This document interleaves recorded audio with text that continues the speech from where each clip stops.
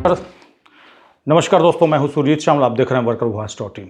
दोस्तों, किसी भी कर्मचारी को नौकरी से निकाले जाने के बाद क्या क्या उनके पास अधिकार होता है, इसकी अगर आपको जानकारी रहेगी तो आने वाले समय में आपको काफ़ी काम आएगा। आपको बता दें कि कंपनी के द्वारा किसी भी कर्मचारी को अचानक से अगर नौकरी से निकाल दिया जाता है, ऐसे में उनको जानकारी नहीं है तो उनको बहुत सारी मुश्किलों का सामना करना पड़ता है। उसी को देखते हुए आज जो हम ये जानकारी आपके लिए लेकर के आए हैं, तो आइए हम इसको स्टेप बाय स्टेप करके जानते हैं। दोस्तों, आपको बता दूं कि भारतीय श्रम कानून ने कर्मचारियों को बहुत सारे अधिकार दिए हैं और उसी के तहत नौकरी से निकालने के बाद जो कर्मचारी को कानूनी अधिकार मिला है उसकी जानकारी दूंगा।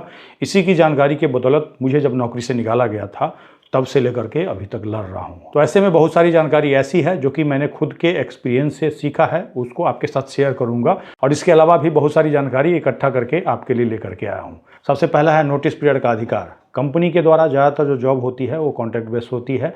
ऐसे में कंपनी के द्वारा आपको अगर नौकरी से निकाला जाता है तो आपको नोटिस देना ज़रूरी है। सामान्यतः जो अलग अलग कंपनी है, अलग अलग स्टेट के अंदर है, जिसमें सामान्यतः 1 से लेकर के 3 महीने तक का नोटिस देने का प्रावधान है। अगर वो नोटिस नहीं देते हैं तो ऐसे में उतने दिन की जो सैलरी है आपको देकर के ही नौकरी से निकाला जाना चाहिए। और अगर नहीं निकालते हैं तो ऐसे में वो गैरकानूनी हो जाता है, जिसको कि संबंधित न्यायालय के अंदर आप चुनौती दे सकते हैं। इसके बाद दूसरा है नौकरी से निकाले जाने के बाद आपको रीज़न बताना, कारण बताना। कहने का मतलब कंपनी के द्वारा आपको नौकरी से निकाला जा रहा है तो उसके लिए एक टर्मिनेशन लेटर देना होगा, जिसमें कि आपको किस कारण से निकाला जा रहा है उसको स्पष्ट तौर पर लिखना होगा। इसके साथ ही कर्मचारी के द्वारा अनुशासनहीनता, खराब प्रदर्शन, धोखाधड़ी या कंपनी की पॉलिसी उल्लंघन जैसे कारण ही वैध कारण माने जाएंगे। और इसीलिए मैं आपको सजेस्ट करूंगा कि जब भी आपको नौकरी से निकाला जाए तो उनसे टर्मिनेशन लेटर जरूर मांगिए। और टर्मिनेशन लेटर नहीं देते हैं तो पीछे हमने इसके बारे में जानकारी दी है कि आपको कैसे क्या करना है। उसके लिए पीछे जाकर के आप हमारा वीडियो देख सकते हैं। इसके बाद तीसरा है सुनवाई का मौका देना। अगर आपकी कंपनी के द्वारा आपके ऊपर कोई गंभीर आरोप लगा करके नौकरी से निकाला जा रहा है, जैसे कि धोखाधड़ी, गलत आचरण आदि के आधार पर अगर आपको हटाया जा रहा है, तो ऐसे में आपकी कंपनी को आपको सुनवाई का मौका देना है। उसके बाद ही आपके ऊपर अगर आरोप साबित होता है तभी जाकर के नौकरी से निकालना है और तभी जाकर के ये वैध माना जाएगा। इसके बाद चौथा है फुल एंड फाइनल सेटलमेंट, जिसको कि FNF कहते हैं। कर्मचारी को अगर नौकरी से निकाला जाता है तो उसका पीछे का पूरा बकाया उसको मिलना चाहिए। नोटिस पीरियड का अगर पैसा लागू होता है, कहने का मतलब अगर कंपनी के द्वारा कर्मचारी को नोटिस नहीं दिया जाता है तो उसके बदले जो पैसा है वो भुगतान किया जाएगा।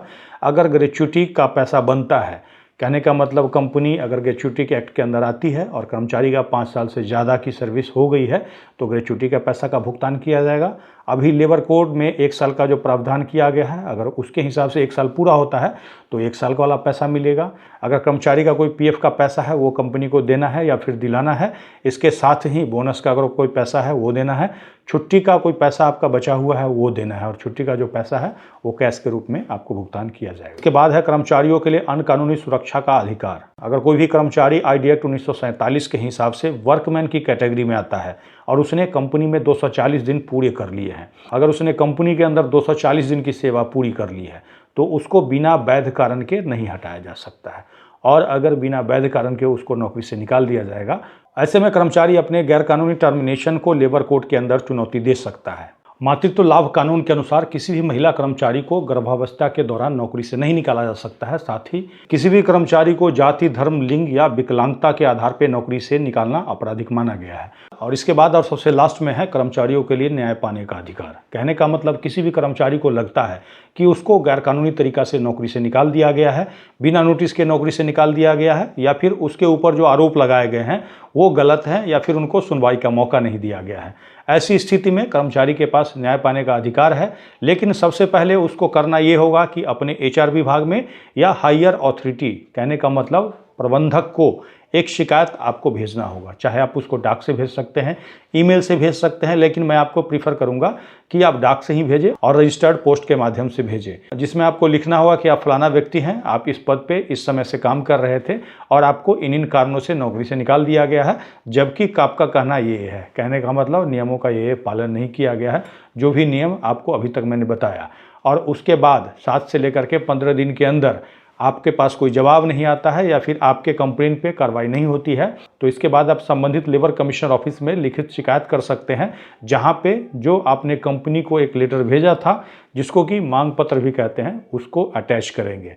अटैच करने के बाद लेबर कमिश्नर के पास सुनवाई चलेगी। सुनवाई होने के बाद आपका मामला संबंधित लेबर कोर्ट या ट्रिब्यूनल के अंदर रेफर कर दिया जाएगा।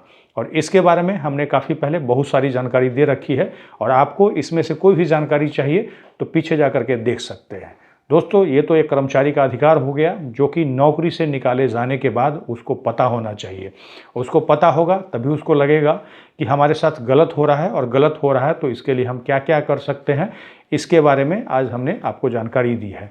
अगर आप हमें फेसबुक पे देख रहे हैं तो पेज को लाइक करेंगे, यूट्यूब पे देख रहे हैं तो चैनल को सब्सक्राइब करेंगे, वीडियो को अधिक से अधिक शेयर करेंगे ताकि अधिक से अधिक साथियों तक जानकारी पहुँच पाए। इसके साथ ही विदा लेता हूँ। जल्द ही एक नई जानकारी के साथ मिलते हैं। धन्यवाद।